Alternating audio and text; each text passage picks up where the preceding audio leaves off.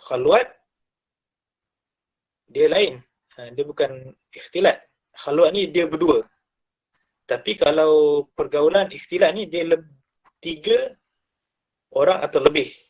Maka itu bercampur, ada percampuran yang ada lagi perempuan. Contohnya kita di dalam kelas, di dalam makmal, di dalam apa lagi, di dalam train, di dalam bas, di dalam kereta, macam-macam lah. Maksudnya berlaku percampuran. Maka itu adalah kita. Adapun kalau berdua adalah khalwat. Khalwat, berdua-duaan di antara lelaki dan perempuan yang bukan mahram. Okey, ikhtilat ni benda yang setengah orang dia anggap macam biasalah, apa benda yang macam bukan perbincangan yang bagi dia berat lah, ataupun tak penting. Tak penting, ataupun dia tak ambil point, ataupun tak ambil cakna, tak ambil pot. Okey, kita tengok apa yang selalunya yang menjadi kekeliruan ataupun yang jadi isu pada hari ini. Tengok slide seterusnya. Okey, ni yang kita biasa dengar lah. Biasa dengar. Maksudnya yang kita, ayat-ayat ni bukan zaman hari ni je korang je. Zaman-zaman ustaz pun dah ada dah ayat-ayat ni. So ustaz belajar dulu, apa je, dia nak jumpa kawan-kawan ataupun nak jumpa classmate, nak jumpa style kawan pelajar Cina ni, dia guna apa? Dia kata kita orang ni kawan je, bukan bercinta pun. Maksudnya apa lagi? Kita orang nak eratkan ukhuwah. Ukhuwah tu penting. Ayat-ayat tu biasa dengar kan. Kita orang jangan sembang-sembang je. Tanya assignment, penting. Kita orang ni bukan zina pun. Maksudnya benda-benda ni yang jadi macam dia melonggarkan sebenarnya. Budaya kita tu dah melonggarkan pertembungan ataupun anggap benda pergaulan lelaki perempuan ni macam janganlah serius sangat. Janganlah. Kalau orang yang, kalau bahasa Arab dia kata jangan syadid sangat. Syadid ni jangan serius sangat. Maksudnya poin-poin ni digunakan oleh sekarang lah.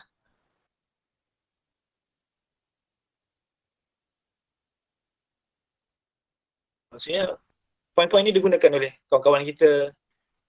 Poin-poin ni juga digunakan oleh kadang-kadang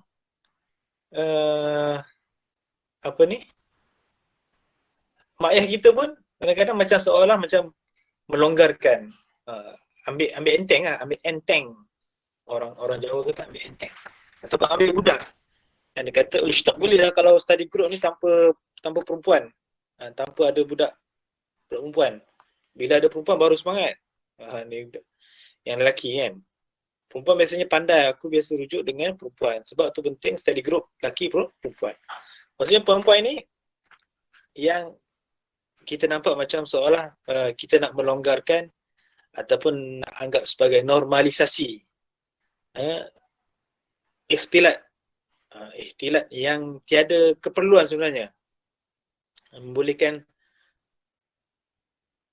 pelajar-pelajar ataupun generasi-generasi akan datang ni menggunakan poin-poin ni, anggap benda ni macam normal ataupun norma baru dalam hendak bergaul.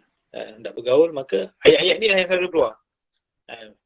Betul tak? Biasa dengar Fadli? Keras tu? Maksudnya apa? Maksudnya ayat-ayat ni yang biasa kita dengar, yang biasa kita pun tak tahu nak jawab macam mana. Betul tak? Kadang-kadang kita ni rasa macam cakap-cakap dah, pesan-pesan dah, tegur-tegur dah. Tapi bila dia keluar poin-poin macam ni, kita pun rasa macam tak apalah. Okey.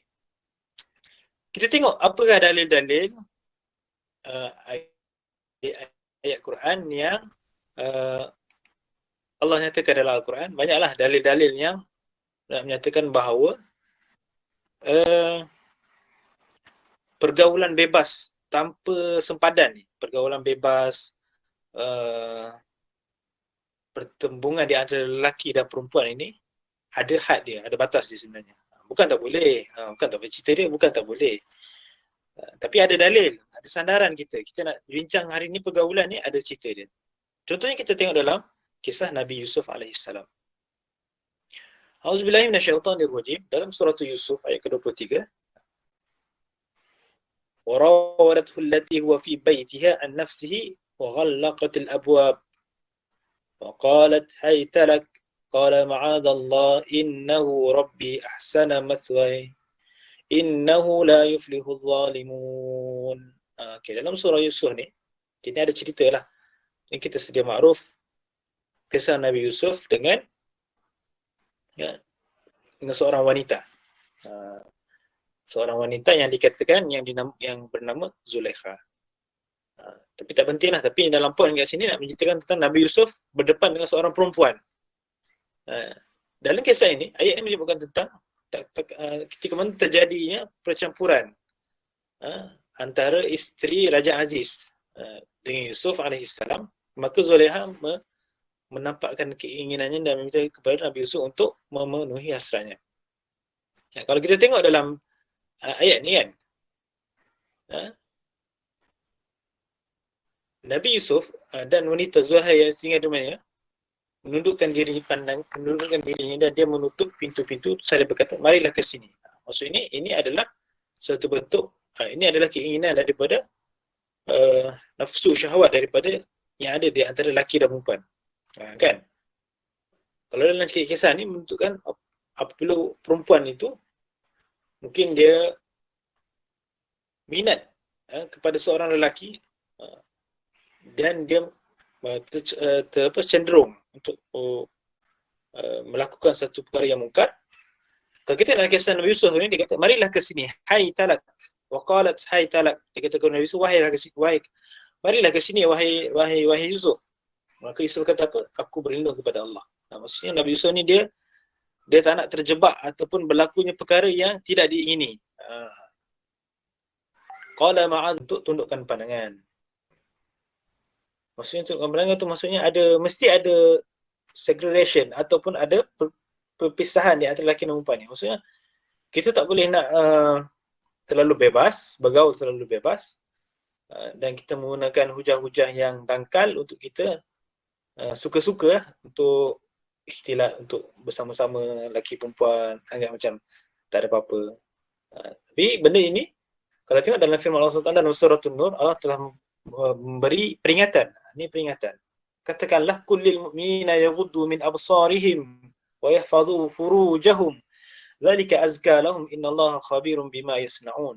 Katakanlah kepada orang-orang lelaki yang beriman, hendaklah mereka menahan pandangannya. Menahan di sini adalah maksudnya menundukkan pandangan.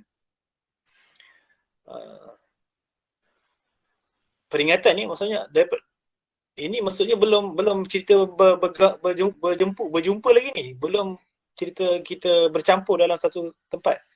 Ini baru cerita Allah beri peringatan, kita tak jumpa lagi atau kita hanya nampak perempuan daripada jauh. Nampak wanita, nampak gadis, nampak perempuan. Maka Allah dah pesan kepada orang lelaki yang beriman supaya menundukkan pandangan. Ini maksudnya belum ikhtilat lagi ni. Ini belum cerita ikhtilat. Ini cerita baru tengok dari jauh je. Baru tengok kawan-kawan lalu di sebelah, lalu di laluan yang sama. Maksudnya tak ada ikhtilat. Tapi Allah dah pesan, Allah dah beri peringatan bahawa orang-orang lelaki yang beriman ni kena tundukkan pandangan dan wa yahfadhu furujahum, dan memelihara kemaluan mereka. Yang demikian itu adalah lebih suci bagi mereka. Sesungguhnya Allah Maha mengetahui apa yang mereka perbuatkan. Juga larangan ini, peringatan ini juga bukan kepada lelaki. Ingat, kerana ayat yang ke-31 Allah kata, katakanlah kepada perempuan yang beriman, hendaklah mereka menahan pandangannya. Orang perempuan pun sama. Orang perempuan pun sama. Maksudnya tak ada lelaki yang kena tundukkan pandangan, tapi perempuan pun kena tundukkan. Yaghudduna absarihinna. Mereka juga kena tundukkan pandangan. Lelaki, perempuan sama-sama kena tundukkan pandangan. Maksudnya kat sini, dari awal lagi peringatan ini, dalil ini menunjukkan bahawa bukan tundukkan pandangan pun dah tak boleh, maka ikhtilat yang tanpa sebab ni, yang tak ada keperluan ni pun dah lagi lah sebenarnya tak boleh. Pada asasnya. Okey. Kita tengok seterusnya. Kita tengok lagi, hukum asal pergaulan antara perempuan dan lelaki. Kita tengok hukum lah. Sebab apa dia kata payah betul lah orang Islam ni ataupun orang Muslim ni payah betul sebab sikit-sikit nak kena tengok hukum, sikit-sikit nak tengok hukum kan. Tapi itulah kita sebagai manusia, kita sebagai seorang Muslim, maka hukum tu kita kena lihat dulu. Sebab apa? Sebab kita hidup kat atas muka bumi ni, kita ada apa? Perkiraan dosa pahala, kita ada pertimbangan akal fikiran kita untuk menentukan dosa atau pahala sama ada kita masuk syurga dan neraka. Itu kita beza dengan orang kawan-kawan kita yang bukan Muslim. Beza kita dengan orang bukan Muslim, maka kita ni ada pertimbangan perkiraan dosa pahala. Bila ada dosa pahala, kita ada apa? Kita kena tengok hukum lah. Tengok hukum, tengok dalil, kena tahu. Kalau tak, kita akan redah je. Kita akan seperti mana mereka-mereka orang-orang barat, orang-orang yang tidak beriman, mereka redah je. Mereka redah. Sebab tu kalau kita tengok isu-isu yang timbul dalam bab pergaulan, ikhtilat ni kan, kadang-kadang orang barat dia anggap orang Islam ni leceh ya, orang Islam ni terkebelakang, tak maju. Tidak ada keadilan, tidak ada kesamarataan gender. Yalah, kan susah kan bila nak memisahkan antara lelaki dan perempuan. Terpaksa buat dua. Tandas nak kena buat lelaki, tandas perempuan, apa lagi? Kelas nak kena buat kelas lelaki, kelas perempuan, sekolah nak kena buat sekolah lelaki, sekolah perempuan, apa lagi? Sesi minyak nak kena buat sesi minyak lelaki, sesi minyak perempuan. Semualah kena separate, lelaki perempuan, lelaki perempuan. Jadi lama-lama orang-orang barat ni, orang yang revolusi dia ni, dia rasa macam agama ni mengongkong sebenarnya. Agama ni menghadkan kemajuan. Agama ni sebenarnya memundurkan tamadun manusia. Itu satu point tu. Yang kita kena tengok juga. Sebab apa orang barat dia kata, susah betul. Agama lah yang menyebabkan manusia mundur. Okey, kita tengok pada hukum asal ni. Hukum asal pergaulan antara perempuan lelaki dan lelaki ajnabi ni adalah haram. Ini jelas. Sebab apa? Sebab ada dalil. Sebab ada nas. Banyaknya di antaranya dalil-dalil daripada hadis lah. Pengharamannya hanya diasaskan kepada hukum lain yang pada asalnya diususkan kepada kaum wanita. Sebab apa haram? Sebab ada dalil, ada hadis yang khusus cerita pasal perempuan. Dia kait dengan perempuan dulu. Dalil dia, kerana dalam hukum-hukum tersebut terdapat unsur-unsur pergaulan antara perempuan dan lelaki ajnabi. Dia dalam fiqh ni, bila ada dalil yang khusus kata haram, maka haram. Selagi mana tidak ada dalil lain yang membatalkan ataupun tidak ada dalil yang mengharuskannya. Itu kaedah dia. Maksudnya bila ada dalil khusus yang kata haram, maka dia haram. Itu asal hukum. Hukum perempuan solat jemaah di masjid. Apa lagi? Hukum wanita turut serta dalam perang jihad. Wanita tidak wajib solat Jumaat. Larangan berkhalwat dan musafir tanpa mahram. Semua 4 keadaan ini ada dalil.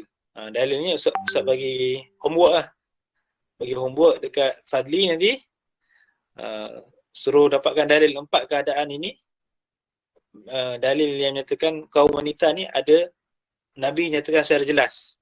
Sebab apa perempuan, macam mana perempuan tak solat jemaah di masjid, sebab apa perempuan tak boleh pergi jihad. Apakah dalil mengatakan perempuan tidak solat jemaah? Apakah dalil mengatakan larangan berkhalwat? Semua ni ada dalil, dan itulah asas menyatakan bahawa pergaulan antara perempuan dan lelaki ajnabi ini adalah haram. Okey. Banyaklah di antaranya kalau kita lihat larangan berkhalwat dan musafir tanpa mahram ni, perempuan dilarang bermusafir bersendirian tanpa mahram dan dilarang berkhalwat dengan lelaki ajnabi, lelaki yang sah kahwin dengannya. Sebab apa? Sebab ada dalil yang bermaksud, dalil yang kata perempuan tidak harus bermusafir kecuali ada bersamanya mahram, dan lelaki tidak harus masuk dalam rumah perempuan kecuali ada bersama mahram. Ini hadis. Yang kedua, lelaki tidak harus berkhalwat dengan perempuan kecuali bersamanya mahram, dan tidak harus bermusafir kecuali bersamanya mahram. Itu tak ada matan bahasa Arab dia. Tapi dalil ni menjadi point, menjadi asas sandaran bahawa perempuan tak boleh pergi musafir jauh kalau tak ada mahram. Tapi sekarang ni macam mana? Sekarang ni kita dekat Malaysia macam mana? Kadang-kadang mungkin ada duduk jauh kan, pergi belajar, pergi ke college. Kan kita jauh, musafir kadang naik bas seorang-seorang. Boleh tak? Saya nak tanya, boleh tak? Boleh tak pelajar siswi, pelajar perempuan duduk dekat Arau, duduk Arau, lepas tu nak datang Sungai Buloh. Kan lebih 2 mahal lah. Lepas tu datang seorang-seorang naik bas. Kalau ikut dalil hadis ni tak boleh ni, haram ni. Haram. Pengharaman perempuan pergi seorang-seorang jalan keluar, nak pergi keluar lah, bermusafir. Itu secara asalnya, hukum asalnya adalah haram. Tapi ada poin seterusnya yang mengatakan bahawa batas-batas pergaulan antara lelaki dan perempuan yang dibolehkan. Maksudnya ada dalil lain yang mengharuskan perempuan boleh musafir, boleh keluar tanpa ajnabi. So apa kalau kita tengok? Kalau negara yang ketat ni antaranya banyak negara di Timur Tengah lah. Tengok Saudi. Siapa biasa pergi Arab Saudi? Arab Saudi dia memang terkenal dengan perpisahan, memisahkan antara lelaki dan perempuan ni. So, ada percampuran. Memang dia agak serius lah, agak ketat ataupun syadid dalam memisahkan antara lelaki dan perempuan dalam semua sektor. Tapi Saudi sejak Raja Salman naik kan, kalau tengok perasan, siapa perasan 2-3 tahun ni Saudi dia dah jadi liberal sikit. Saudi, Arab Saudi kan, dia dah terbuka sikit. Saya pun perasan sebab ada baca berita Arab Saudi ni dia dah macam open sikit lah. Kalau dulu tak, dulu memang Saudi straight, perempuan tak boleh bawa kereta. Perempuan tak boleh bawa kereta, perempuan apa lagi, kalau nak pergi kedai, kaunter perempuan dengan kaunter lelaki kena pisah. Universiti, sekolah semua jangan ceritalah, memang dah dipisah kan. Di universiti, di sekolah-sekolah, sekolah lelaki boys school kan, girls school. Kalau kita tengok benda ni sebenarnya Eropah, kalau tengok Britain kan, England, daripada zaman dulu dia orang dah pisahkan sebenarnya lelaki dan perempuan ni. Ada boys school, girls school kan. Dan benda tu pun apabila mereka menjajah ke Malaysia, Tanah Melayu, benda tu berlaku kan. Ada sekolah budak lelaki, ada sekolah budak perempuan. Siapa kat sini dia sekolah lelaki je? Ada tak? Dia masa dia sekolah tu, sekolah perempuan je. Sekolah dia memang tak campur. Ada je, sekarang ada lagi. Sekarang masih ada sekolah-sekolah yang memisahkan gender. Macam dulu sekolah ustaz sekolah agama dulu di Kedah. Ustaz sekolah dulu, sekolah ustaz lelaki. Lepas tu perempuan. Tapi bila dah masuk tingkatan 4 tu, ustaz bercampur. Ustaz punya kelas bercampur lelaki perempuan. Ada pelajar perempuan, ada pelajar lelaki. Dalam bidang-bidang tertentulah, bidang-bidang yang macam sains, akaun ke, dia campur kelas. Tapi kalau bidang-bidang sastra biasa, dia masih memisahkan. Maksudnya pada zaman ustaz tu dah ada percampuran. Walaupun secara tradisinya dulu ni, bukan kita je sebenarnya orang Islam, tapi orang barat dulu pun sebenarnya dah mula dah boys school, girls school ni. Tapi bila ada pemikiran idea-idea baru, liberalis yang baru-baru ni, maka dia orang rasa macam, oh ini satu ketidaksamarataan gender, ataupun ada diskriminasi perempuan, diskriminasi gender, beza pula lelaki perempuan apa semua kan. Dia kata kolot lah, ataupun jumut lah, ataupun tak maju. Ini menjadi poin-poin yang menjadikan sampai sekarang kita jadi normalisasi, rasa macam biasa je. Dan last sekali kita rasa macam tak ada apalah, lelaki perempuan ni duduk sebelah-sebelah, bertepuk, bertampar kan, study group duduk sebelah, dah rasa macam tak ada apa-apa dah. Padahal asasnya hukum pergaulan antara lelaki dan perempuan ni adalah haram. Tapi bila berlaku ni peredaran zaman, maka poin-poin itu menjadi longgar. Okey, kita tengok apakah poin yang menyatakan bahawa ada batas-batas pergaulan antara lelaki dan perempuan yang dibolehkan untuk bergaul. Okey. Kita tengok slide yang kata keadaan dan situasi yang dimaksudkan ialah darurat. Darurah. Darurah. Darurat ni adalah bila ada keperluan yang keperluan yang sangat diperlukan. Yang kedua, hajat, keperluan. Yang ketiga, maslahat syar'i dan kebiasaan adat setempat. Okey. Ada tiga sebenarnya. Ada tiga situasi yang kita kena lihat apabila ada membenarkan pergaulan di antara lelaki dan perempuan. Darurat, hajat, iaitu ada keperluan. Yang ketiga, masalah syar'i yang melihat kepada kebiasaan adat setempat.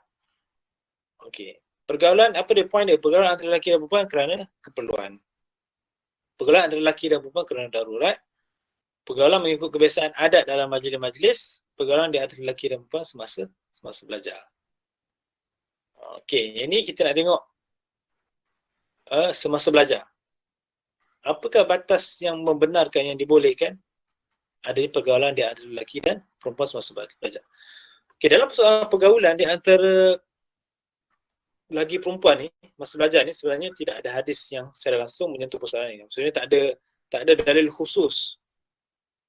Tak ada dalil khusus yang menyatakan boleh pergaulan di antara lelaki dan perempuan semasa belajar. Iaitu apakah ia dilarang atau tidak. Maksudnya tak ada dalil yang mengatakan tak boleh, tak ada juga dalil mengatakan boleh. Tak ada dalil. Yang kata boleh pun tak ada, yang kata larang pun tak ada. Bagaimana ada setengah ulama dia berpendapat bahawa lelaki dan perempuan tidak boleh bergaul semasa belajar. Ada pendapat para ulama yang dahulu itu, dia kata tetap tak boleh. Walaupun tak ada dalil hadis, tak ada. Tapi dia menggunakan hujah, dalil. Ulama tu kata tak boleh sebab apa? Sebab dia kata Sa'id Al-Khudri, dia dimeriwayatkan, dia kata bahawa golongan lelaki mengatasi kami ke atas kamu, yakni orang lelaki sentiasa bersama setiap hari. Hadis ni hadis yang panjang. Dan hadis yang menyatakan ini, hadis dari Sa'id Al-Khudri ini, dia kata bahawa bagi mereka hari ini menunjukkan bahawa perempuan hendaklah diasingkan tempat belajar daripada lelaki. Ustaz ada baca petikan ni daripada Dr. Anissa Abdul-Ghani di Universiti Melaya. Boleh rujuk dia punya artikel ni. Dr. Anissa ni dulu dia mantan pensyarah Akademi Pengajian Islam. Ustaz banyak ambil point daripada dia dalam artikel ni.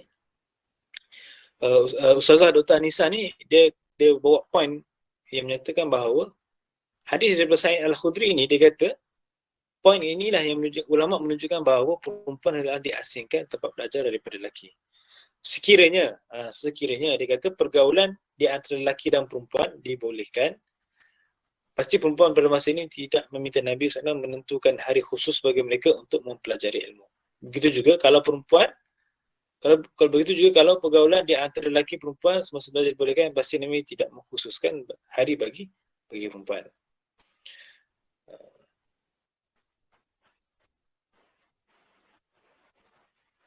Sebab apa? Sebab dia punya key point dalam hadis ni, Nabi kata ghalabana alaika ar-rijal, lelaki mengatasi kami ke atasmu. Maksudnya secara nature-nya kaum lelaki setiap hari bersama Nabi SAW atas tabiat dan fungsi mereka sebagai lelaki. Tapi pada hari ini hadis itu bukan menjadi hujah lah. Maksudnya tidak boleh lelaki dan perempuan itu belajar pada satu tempat. Dan ia boleh atas sebab apa? Sebab maslahat tadi. Masalah syar'i. Maksudnya untuk mendapatkan pendidikan. Untuk mendapatkan pendidikan, untuk mendapatkan ilmu, maka dia diharuskan. Diharuskan untuk perempuan itu dan lelaki itu duduk di dalam satu tempat yang sama. Tapi dengan syarat lah. Dengan syarat apa? Menjaga batas-batas syarak, berpakaian menutup aurat, menundukkan pandangan, bercakap dalam keadaan biasa dan normal, yang tidak ada unsur fitnah. Maksudnya walaupun dia dibolehkan hari ni, lelaki perempuan ni boleh duduk sekali, bukan dalam kelas je, dalam apa dua keadaan sekarang ni kita dah boleh berikhtilat, boleh bercampur kan, dalam majlis perkahwinan, dalam majlis dewan perkahwinan tu ada kenduri, kita dah boleh duduk sekali. Tapi dengan syarat-syarat yang ketat lah, syarat-syarat yang telah diaturkan oleh syariat tadi. Apa dia yang kita baca tadi, menundukkan pandangan, menutup aurat, pakaian tak ketat, banyak syarat-syarat dia, yang supaya tidak ada timbul fitnah. Kalau bercakap pun cakap di antara lelaki dan perempuan pun dengan keadaan biasa. Biasa tu maksudnya dengan keadaan yang bukannya apa tersengih-sengih dengan suara yang apa, suara manja ataupun yang macam-macam lah, benda-benda yang boleh timbulkan fitnah, menyebabkan benda itu boleh mendorong benda-benda yang mungkar. Itu yang bahaya tu. Sebab tu Islam ni dia buat pencegahan awal. Tapi dalam masa dia tidak, bila berlakunya peredaran zaman, maka benda itu dianggap sebagai maslahat dan keperluan, dan dia dianggap sebagai satu benda yang dia nak jaga supaya tidak timbul fitnah. Okey, kita terus. Panjang pula cerita pasal apa ni. Okey, ni hari ni orang yang mengamalkan agama mengikut syarat dianggap syadid, serius, kan? Orang yang melonggarkan agama dianggap benar. Itu hakikatnya sekarang. Kalau kita buat terlalu straight sangat, syadid, nanti orang kata kita ni, oi seriusnya. Orang kata kita, oi, dia kata, oh macam Taliban. Kata, jangan ada orang gelar kan. Macam Taliban lah, macam macam-macam lah. Orang yang anggap dia macam, alah biasa je buat longgar-longgar, dianggap sebagai orang yang benar, yang apa, yang moderate, maju, macam tu. Dia jadi macam susah sekarang. Jadi sebut salah orang-orang yang bila nak mengamalkan ataupun nak menetapkan satu peraturan yang telah ditetapkan oleh agama. Maka kita kena cek diri, sebab sangat ramai orang yang hancur lantaran terjebak dengan ikhtilat ni. Sebab apa? Sebab alasan dia mula-mula tu lah ambil mudah. Sebab tu dalam Islam ni kita tak boleh ambil mudah dan tidak boleh terlalu lebih-lebih. Dia ada istilah dia. Apa dia? Baina, di antara mengambil mudah dan terlalu lebih-lebih. Awal-awal atas alasan kawan, atas alasan kami nak kahwin ni, dia berikhtilat, berkhaluat ni kan. Poin apa? Selalunya poin sama je lah. Jadi kalau katakanlah ustaz dapat tangkap ke, ataupun PB kan dapat tangkap, ada pelajar di kalangan kita ni yang berkhaluat ke, ataupun ke mana-mana lah, bila tanya, kami dah bertunang nak kahwin dah ni, tak lama lagi, minggu depan nak kahwin. Alasan-alasannya, alasan belajar, alasan kalau ni yang nampak macam baik sikit, kami berbincang pasal nak ni alasan dakwah. Tapi sebenarnya bila kita dengar alasan ni, kita sebenarnya gerun dan pelbagai alasan. Maksudnya benda-benda ni kadang-kadang bila dia buat alasan ni nampak macam melonggarkan ataupun memudahkan atau membenarkan istilah. Okey. Yang seterusnya slide ni, kalau bab dakwah tadi tu bab maslahat dah. Bila ada maslahat syar'i, maslahat syar'i tu contohnya ada meeting. Tengok dalam slide seterusnya, isu yang memerlukan meeting atau mesyuarat, maka ulama berpendapat tiada masalah untuk mengadakan meeting andainya ia betul-betul penting, kan? Tetap ada syarat dia. Maksudnya tadi tiga benda tadi apa? Darurat, hajat, maslahat syar'i. Maslahat syar'i tu contohnya meeting lah. Contohnya kalau ada perbincangan study group, okey, dan benda tu penting, kena ada pencampuran, pergaulan. Maka syarat-syarat dia yang pertemuan dan kerjasama itu adalah urusan yang penting. Itu kita kena menahan pandangan, menghindari bersalam. Kita orang Melayu memang kita pantang lah. Memang bukan, kalau orang Melayu ni dari segi adat dia pun, kita orang Melayu pun kita tak salah perempuan, kan? lebih-lebih lagi dikukuhkan dengan syariat, haramnya bersentuh di antara lelaki dan perempuan, bukan mahram ni. Apalagi mengenakan pakaian yang menepati syariat, tutup aurat, tidak bersesak dan elok jika ada pemisahan. Maksudnya kalau kita nak berikhtilat pun dalam satu kelas, dalam satu ruang, kena ada pemisahan. Pemisahan yang baik adalah depan dan belakang kan, lelaki depan, perempuan belakang. Tapi sekarang dah macam-macam lah. Janji ada pemisahan, ada yang buat kiri perempuan, kanan lelaki, tapi pemisahan. Menghindari khulwah. Khulwah atau khulwat ni berdua-duaan. Apa lagi? Kita berikhtilat di kawasan awam, di tempat orang ramai. Kalau di bilik di kampus, bilik yang berkaca kan, orang nampak. Kalau kita duduk tiga orang lebih di antara lelaki dan perempuan, katakan ada 5 orang. Perempuan 3, lelaki 2. Tempat tu mesti tempat terbuka. Orang nampak, bukan bilik tu tutup. Nak bincang pasal meeting baik ni, meeting nak buat program dakwah kan. Tapi buat bilik tu tutup. Itu boleh menimbulkan fitnah. Cari tempat yang terbuka, orang boleh tengok. Orang boleh nampak. Atau kita buka pintu. Apa lagi? Seorang lelaki dengan perempuan tidak terlalu lama dan berulang, menghindari tempat yang mencurigai, menjauhi perbuatan dosa. Dah pukul 10 dah ni. Boleh lagi Fadli? Sikit lagi Boleh Ustaz, ada 10 minit lagi. 10 minit lagi. Okey, apa lagi syarat khusus wanita jika keluar mengadakan pertemuan dengan lelaki? Budak-budak perempuan ni, pelajar siswi kena ingat. Kita kalau pelajar perempuan, jika bercakap tidak menggunakan bahasa yang lunak dan gaya yang menggoda. Ataupun bahasa sekarang ni jangan gedik sangatlah. Jangan gedik jangan gedik. Buat biasa je lah kan. Ada kawan lelaki, cakap biasa je lah dengan kawan lelaki. Cakap biasa je lah. Jangan lebih pula. Berjalan dengan sopan, tertib. Tak terkinja-kinja kan.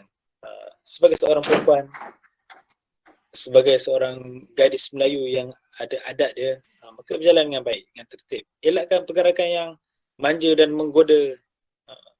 Buat macam biasa, tak ada apa-apa. Tidak memakai wangi-wangian yang lebih-lebih kan. Ni sampai dia pakai wangi tu, masuk satu kafe bau kan. Wangi betul. Kan. Ataupun masuk dekat surau, bau dia je. Cukup wangi tu untuk diri kita je. Wangian kalau pelajar perempuan adik-adik yang perempuan yang siswi ni, cukup wangian tu untuk diri kita je kita bau. Ataupun untuk cukup sekadar untuk menghilangkan bau badan je. Bukan untuk kita wangi tu untuk supaya orang lain bau. Cukup supaya kita je bau. Dan yang kelima, khusus kepada pelajar perempuan ataupun kepada perempuan lah. Bukan pelajar perempuannya, bukan kita pelajarnya. Kita dah kerja ke nanti kan. Kita dah berkerjaya, kita dah berkeluarga, kita bekerja, kita bercakap dengan lelaki bukan mahram, maka kita kena serius dalam berbicara. Serius tu bukanlah garang. Serius tu biasalah. Serius tu cakap biasa. Kalau buat kerja, cakap buat kerja. Kalau ada mesyuarat, cakap gaya mesyuarat. Kalau gaya nak ajak makan, gaya nak menyatakan sesuatu, cakap macam biasa. Maksud itulah, maksud serius dalam bicara tu adalah cakap dalam keadaan bukan terhege-hege ataupun apa ni lebih-lebih. Macam itulah. Ada gaya pula. Tak, dia macam biasa. Itu maksudnya serius dalam bicara. Okey. Seterusnya isu kontemporari. Okey, ni Ustaz nak sentuh juga lah. Isu kontemporari ni adalah isu yang bila sebut pergaulan, ikhtilat dalam Islam ni, maka Barat dia akan anggap macam tadi lah saya cerita.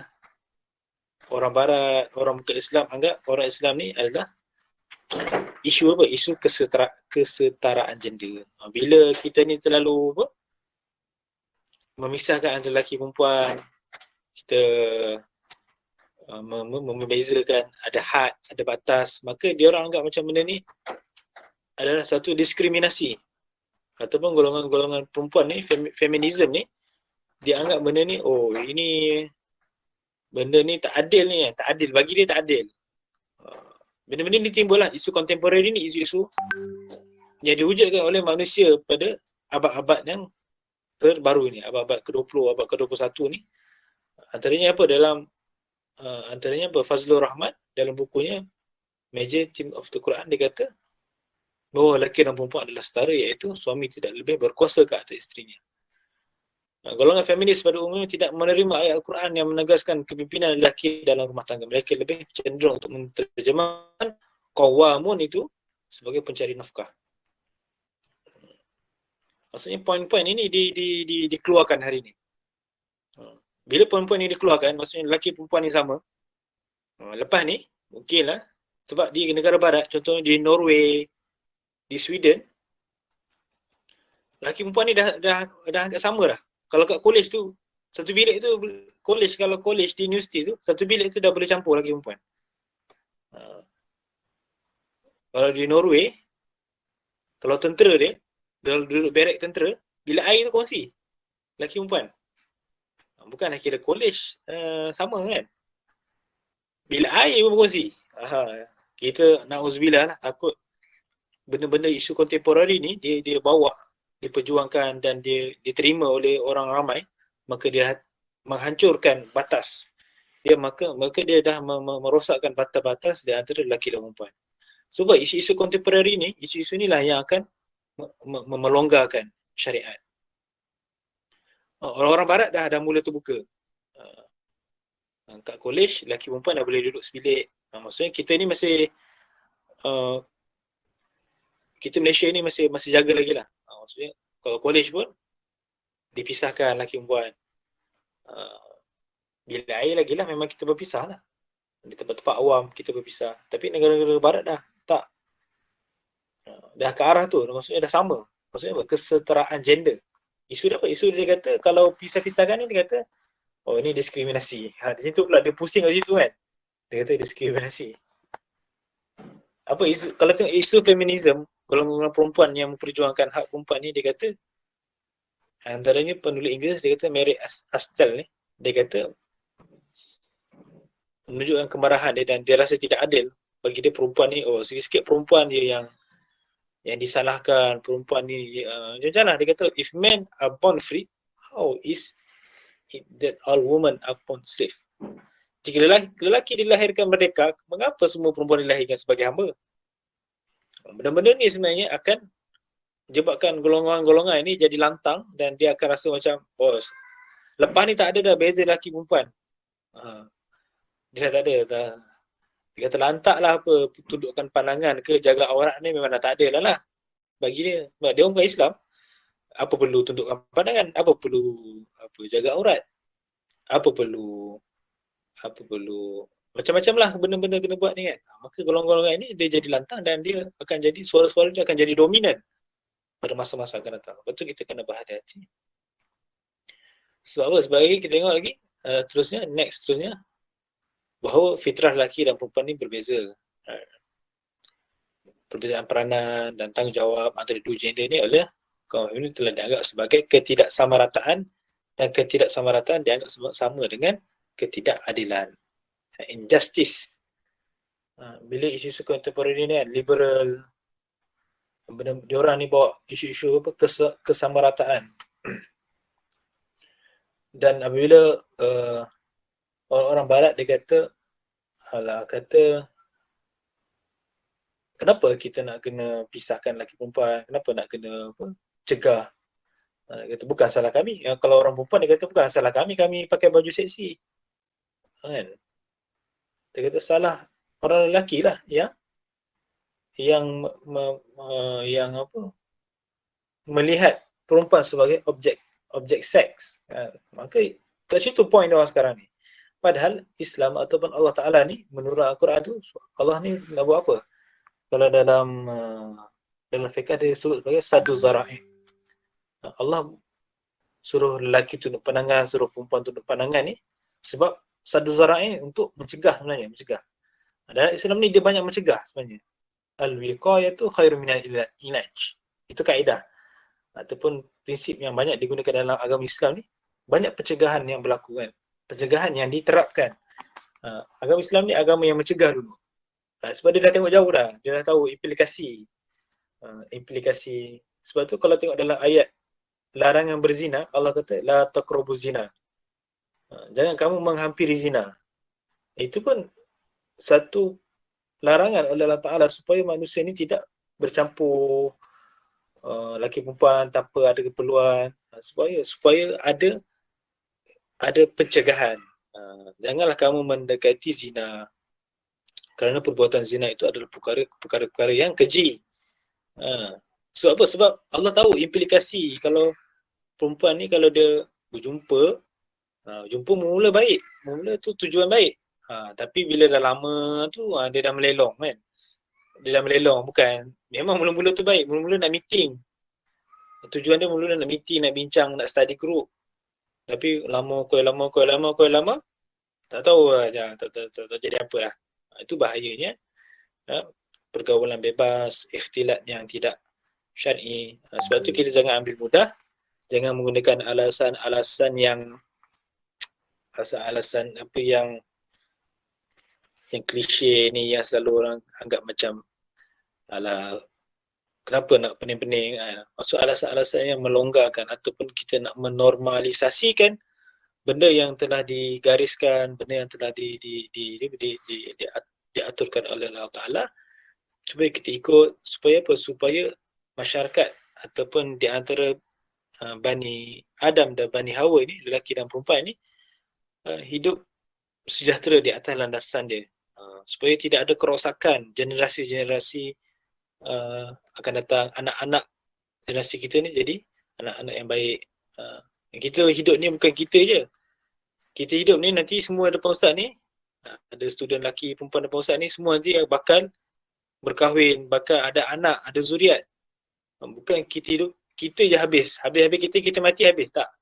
Kita ni ada generasi, kita ni ada community, kita ni ada satu impak yang besar kan. Bukan kita hidup ni kita je, kita kena fikir zuriat kita, kena fikir orang lain, kena macam-macam lah. Sebab tu benda-benda disiplin dalam sistem masyarakat ni kita kena jaga, ikut dalam apa yang telah Islam aturkan. InsyaAllah hidup manusia itu akan teratur dan lebih bertamadun. Saya rasa dekat itu saja untuk malam ni, dan serahkan kepada mengurusi majlis untuk kita teruskan lagi program kita pada malam. Silakan Fadli. Ustaz minum sekejap. Alhamdulillah, jazakallah Ustaz di atas perkongsian yang begitu bermanfaat dan menarik. InsyaAllah semoga apa yang kita belajar pada malam ini dapat kita amalkan dan sebar-sebarkan. Suka saya ingatkan kepada para hadirin supaya mengisi Google Form kehadiran di ruangan chat.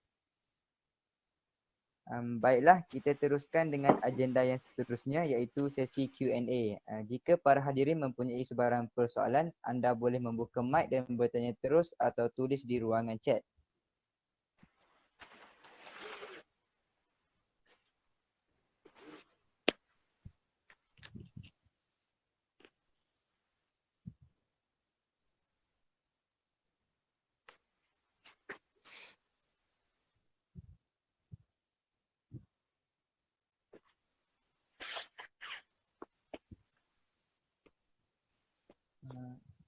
Okey, Ustaz ada satu soalan. Okay. Bagaimana cara yang betul pergaulan antara ajnabi dan pandangan Ustaz tentang masalah pergaulan remaja pada zaman sekarang?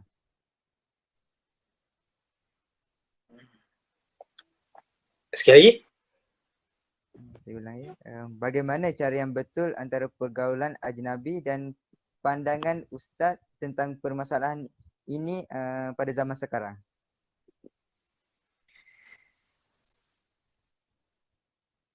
Pergaulan ajnabi pada masa sekarang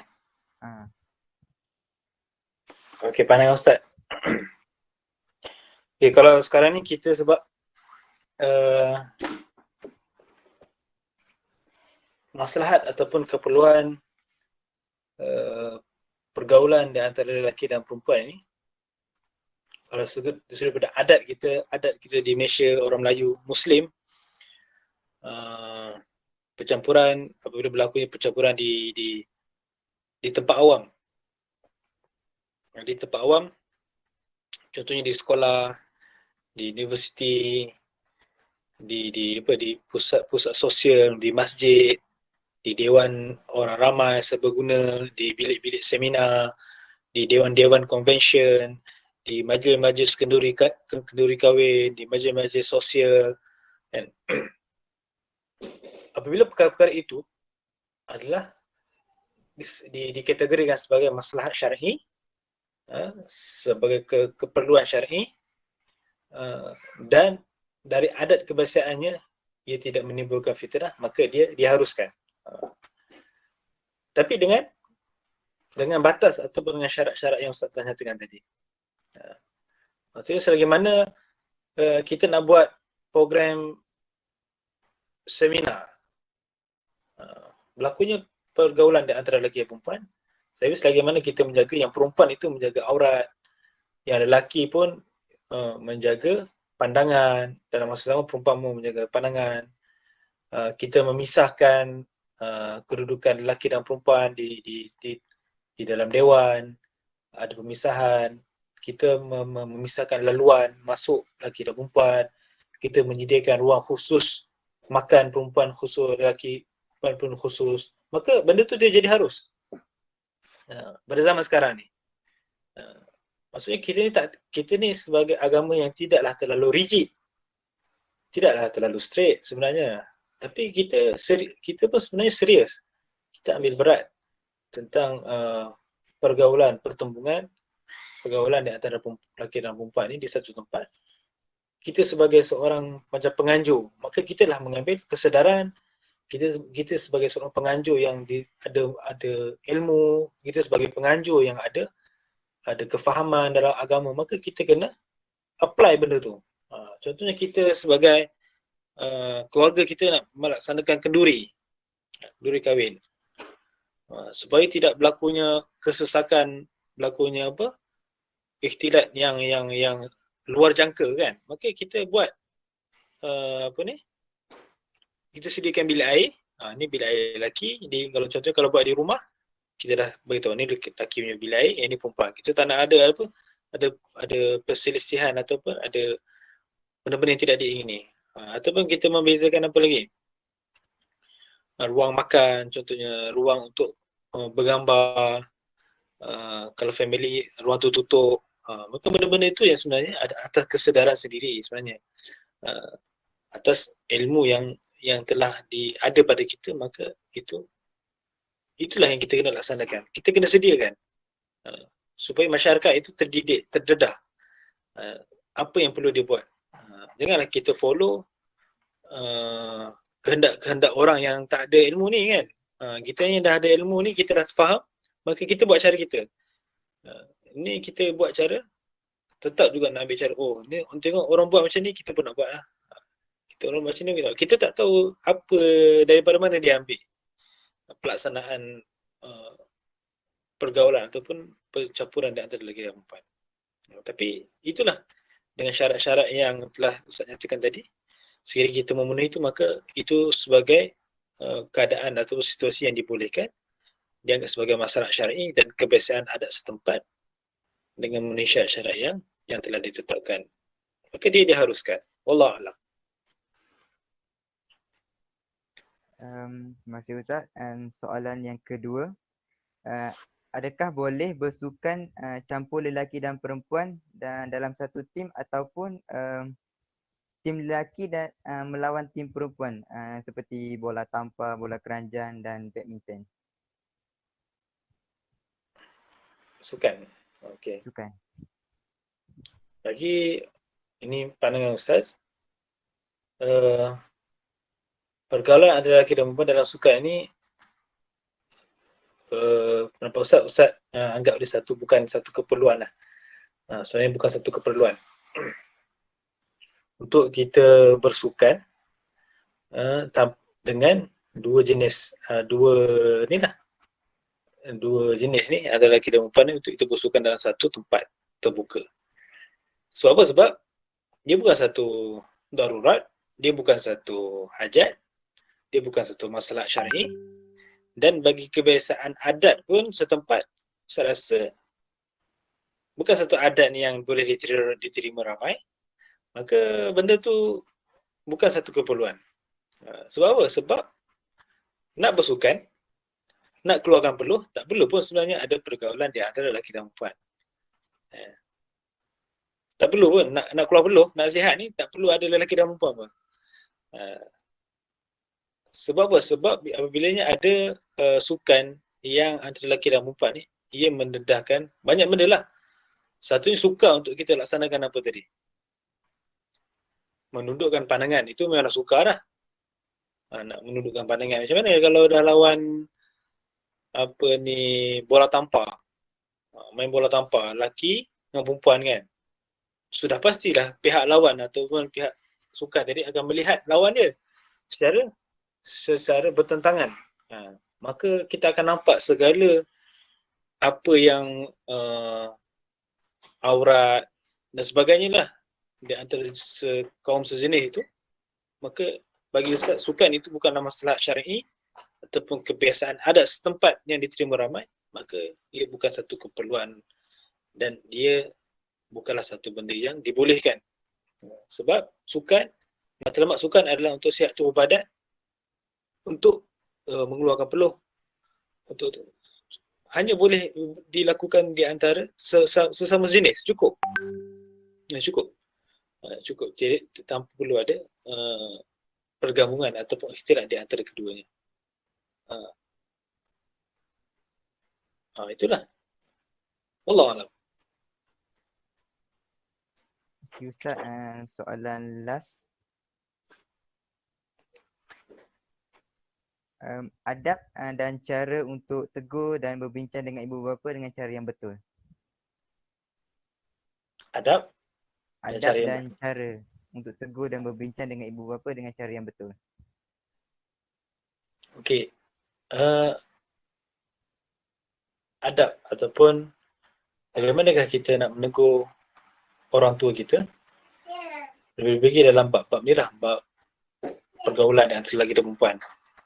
Ya, macam mana kita nak memahamkan di antara orang tua kita ni, apakah saranan yang perlu dan baik, apa yang diajarkan dalam agama kita, maka kita kena bagi tahu poin-poin gitu secara jelas lah. Dan bagi tahu sebab. Pertama kita kena bacakan, kena nyatakan kepada anak kita ni, sebab apa kita kena buat begini, sebab apa tak boleh buat. Macam tu. Kita kena bagi tahu sebab dulu. Maksudnya kita kena bagi, pertama kita kena bagi alternatif. Kita kena bagi alternatif dekat dia. Contohnya mak kita nak buat macam ni, nak buat satu perkara, ibu ayah kita nak buat satu perkara, dan perkara tu kita sedia maklum bahawa perkara tu tidak bertepatan dengan syariat, ataupun tiada masalah syar'i untuk kita perlu adanya pencampuran. Maka kita kena bagi alternatif. Bagikan cadangan, alternatif yang kedua dengan baik, dan kita kena bagi tahu sebab apa tak boleh, sebab ni. Sebab apa kalau kita buat macam ni, implikasi dia, kesan dia akan terjadinya begini, begitu. Sebab apa kena buat macam ni? Sebab dalam agama disarankan apa yang diajar oleh Nabi begini, begitu. Maka bila benda macam tu kita beritahu, maka orang tua kita ni akan, sebagai orang tua, sebagai orang yang boleh menilai, dia akan menilai, akan membuat pertimbangan mana yang baik, mana yang buruk. Maka teguran kita tu adalah teguran yang secara dengan suara yang rendah, dengan keadaan tertutup. Mungkin kita cakap dengan ayah, cakap dengan ibu tu dalam keadaan kita berdua, interaksi tertutup lah, bukan dicakap di hadapan khalayak. Maka benda tu boleh kita solve, kita selesaikan dengan cara baik, dengan adab-adab yang diajarkan dalam dalam Al-Quran. Maksudnya tidak meninggikan suara, menghormati ibu bapa sebagai mereka ni adalah orang tua yang menjaga kita. Tidaklah bermaksud kita tidak setuju dengan ibu bapa, kita tidak setuju ataupun kita mengingkari apa yang ibu bapa kita buat sebagai derhaka. Tapi bagaimana kita memberi cadangan, memberikan solusi yang bertepatan dengan syariat, yang patuh kepada syariat, maka itulah kebenaran yang betul yang kita perlu bagi tahu kepada mereka. Wallahu a'lam.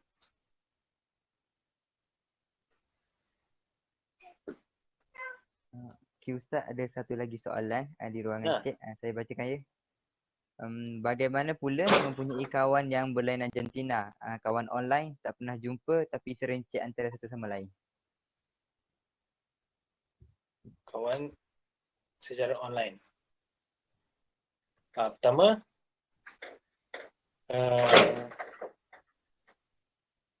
itu juga termasuk di antara perkara-perkara apabila ada interaksi di antara lelaki dan perempuan.